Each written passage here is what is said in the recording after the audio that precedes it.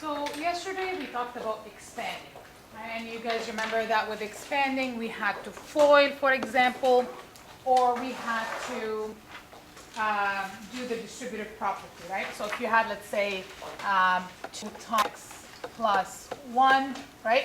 You had to do the distributive property. Or if you had, let's say, x plus 1 times x plus 5, you had to FOIL. Correct? You guys remember that from yesterday? So what we're going to do today is we're going to do the opposite of that. Okay? So we're going to go from the expanded form back to the factored form. Okay? So the opposite of expanding is called factoring. Okay? So is factoring.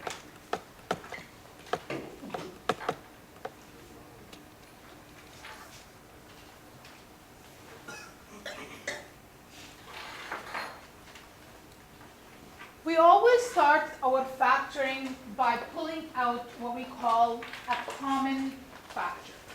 Okay? So, and we usually look for the greatest common factor. Okay? So GCF. All right? So if I have 3 numbers or 3 terms in my polynomial, I always look at my 3 terms and I look at what number or letter can I divide each term by. Okay? They have to be divisible by each and every term. So we call that the greatest common factor or common factor. Okay? So a common factor is an expression that can be divided into each term in a polynomial. Do you guys remember what polynomial means?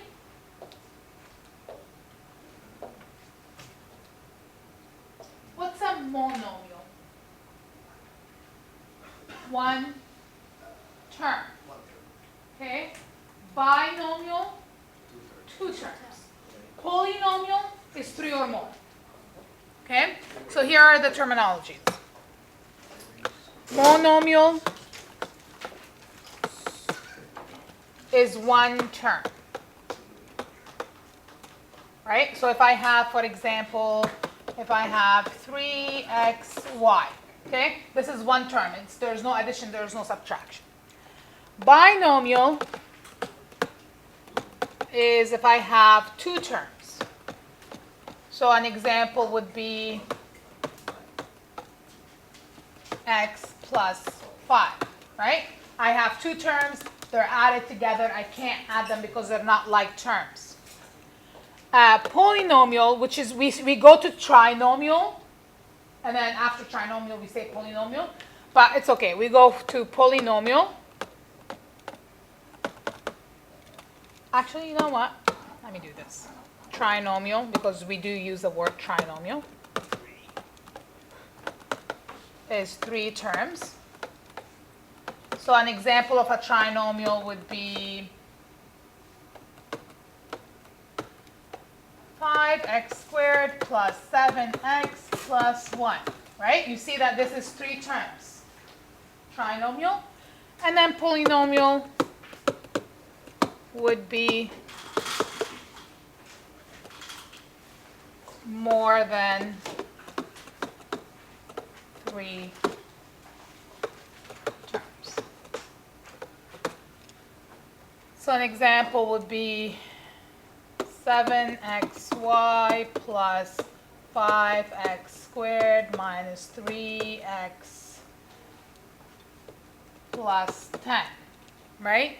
I can't add these terms together because they are different terms. They're not like terms.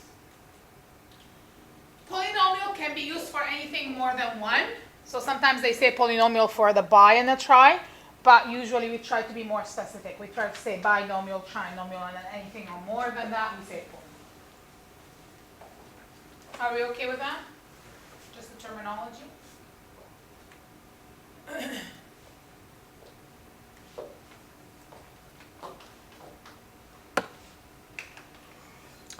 So, I have a trinomial here. okay, which they use the word polynomial for it, that's fine. I have a trinomial. If I look at the trinomial, I have three terms that are added and subtracted to each other. I can't add them because they're not like terms, right? This is x cubed, this is x squared, this is just x. I can't add these terms. Now, can you tell me what number is a common factor for 9, 15, and 3? What can I divide 9, 15, and 3 by? 3, right? So 3 is a common factor. How about the letter? Do they have the same letter, all three of them? What is it? X, right? So now this is x1, this is x2, this is x3. I always pick the letter with the lowest exponent, right? So if x1 is your lowest exponent, that's going to be your common factor, okay? So in this case, 3x is a common factor, okay? So I can divide each term by 3x.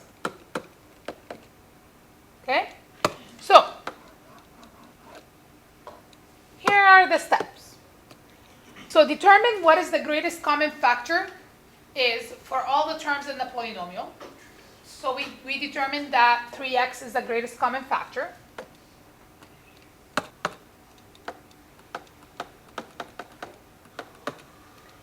Divide each term in the polynomial by the common factor. Okay? So here's what you need to do. Eyes on me, please. You always write your greatest common factor outside. You open bracket. You write each term. And you divide each term by the greatest common factor.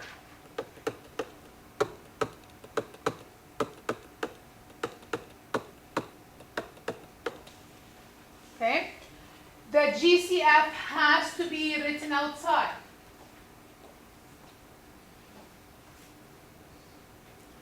Now for my final step, I'm going to simplify. So I write my GCF outside. And then I simplify whatever is inside the bracket. Eyes on me for a minute. 9 divided by 3. 3. What's x cubed divided by x? X squared. X squared. Okay? So what happened is you're subtracting your exponent. You have a 3 and you have a 1. 3 minus 1 gives you 2. So that's what you have left, x squared. How about for the next term? I have negative 15 divided by 3. 5. X squared over x. X.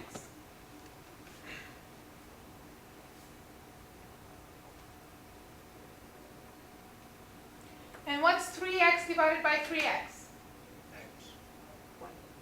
1. 1. Because you're dividing something by itself. That gives you a 1.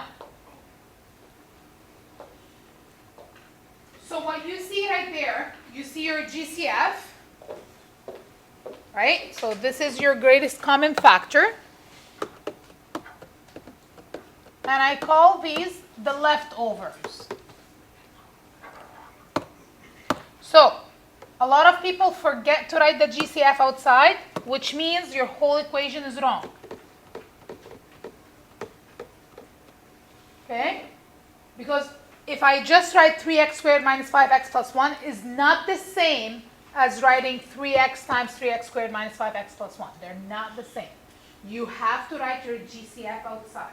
Do we understand that?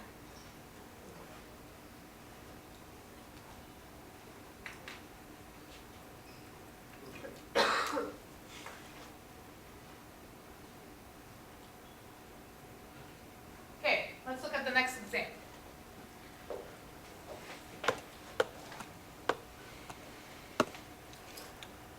What can you divide? So what would be your greatest common factor for 8x to the power of 4 minus 4x cubed plus 20x squared? 4x squared. 4x squared. Can I divide 8 by 4? Can I divide 4 by 4? Can I divide 20 by 4? Okay, so 4 is my greatest common number.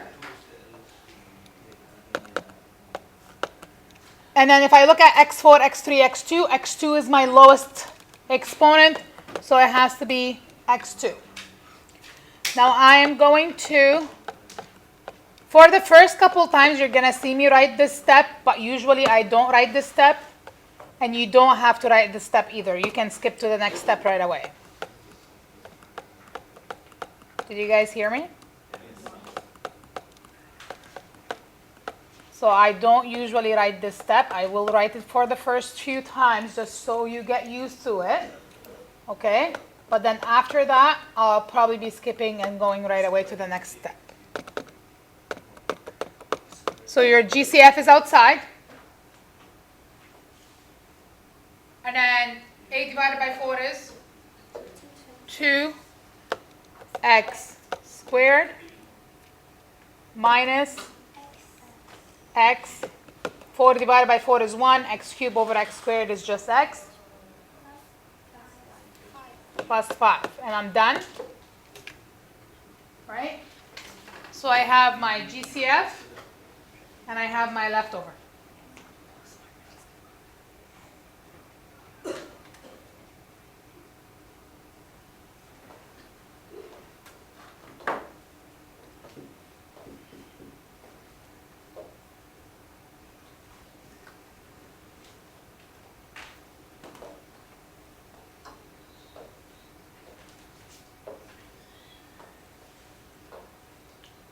I want you to think about the next one. What do you think would be your GCF for that one? 25, right? There is no letters because the second term does not have a letter in it, right? So it's going to be only 25. That's my greatest common factor. So I'm going to divide each term by 25. Wait, why is it only 25? Because the other doesn't have an exponent? Doesn't have an X, right? This one does not have a letter, does it? Okay. So not all of them have the letter, then you don't pull out a letter. It will just be in. So that's going to be 25x squared over 25. That's going to be x squared. Minus 100 over 25 is 4. And that would be pulling out the greatest common factor.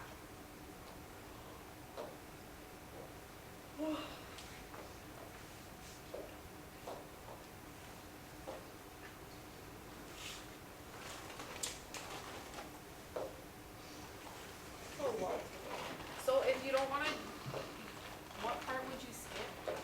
What do you mean? That part. So I would just write the 25 here, and then in my head I go, okay, 25x squared divided by 25 gives me x squared. So I'll skip this middle. Yeah.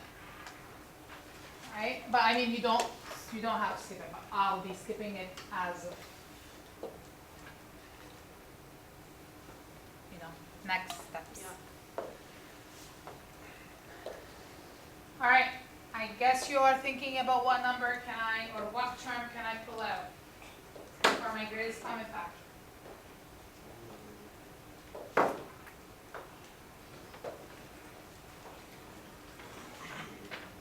What can I divide 54 and 135 by? Yep. 9. Okay, so if you divide 54 by 9, what do you get? 6. And if you divide, 15. okay, so here's what we're going to do. Okay, we're going to try that. So if I divide by 9, I'm going to get 6. And if I divide by 9, I'm going to get 15. Is there a common factor between 9 and 15 still? 3. So, okay, we're just trying things out here, okay? So if I divide this by 9, don't write this. If my factor is 9, so I divide this by 9 and this by 9, I'm going to get negative 6, and I'm going to get 15. Okay? 135 divided by 9 is 15. Okay? Now, if I look at the negative 6 and 15, is there a common factor still? There's a 3. So 9 is not my greatest common factor, right? Because 6 and 15, there is still a factor that I can factor out. So what would be your common factor then? 27. 27. Okay? So remember that we're pulling out we're putting out the greatest common factor. 9 is a common factor, but it's not the greatest.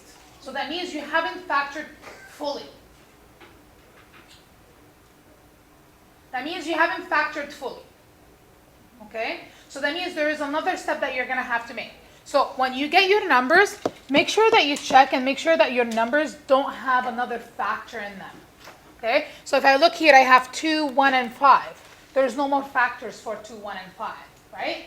In this case, I look at 6 and 15. I can still divide them by 3, both of them, right? So then 3 times 9, that's 27. So I know that my common factor is 27. Okay? Now, here's the thing.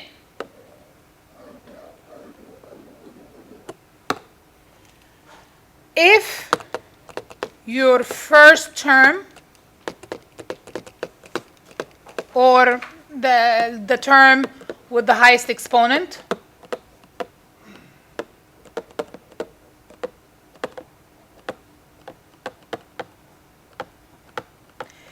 is negative, you must factor out a negative. Okay? So your number is not going to be 27, it's going to be negative 27.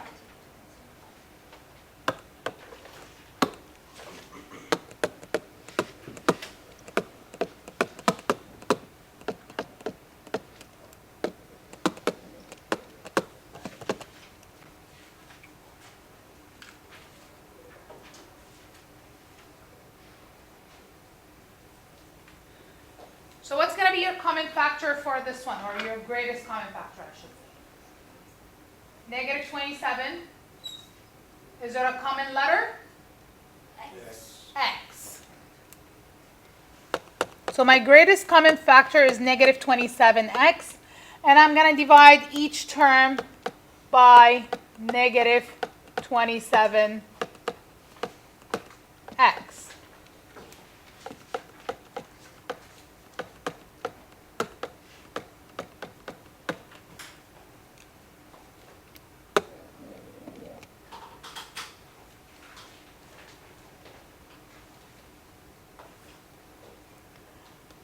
So when I simplify the first term, the negative 54x4 over negative 27x, what do I get?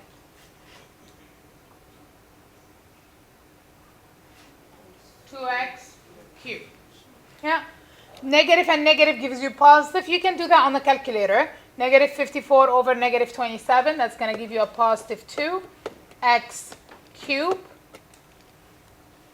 And then for my next part is going to be negative 5, right? 135 over negative 27 gives me negative 5, and then the x's cancel each other. So that would be my leftover. So if your x is 3, if your x is 1, you drop. You just drop. Yeah, they cancel each other. If they both have the same exponent, they cancel each other. Oh, even though it's cube and cube, they cancel each other. Yeah, yeah. Okay. Yeah. Same one we did here, x squared and x squared, they cancel each other, right?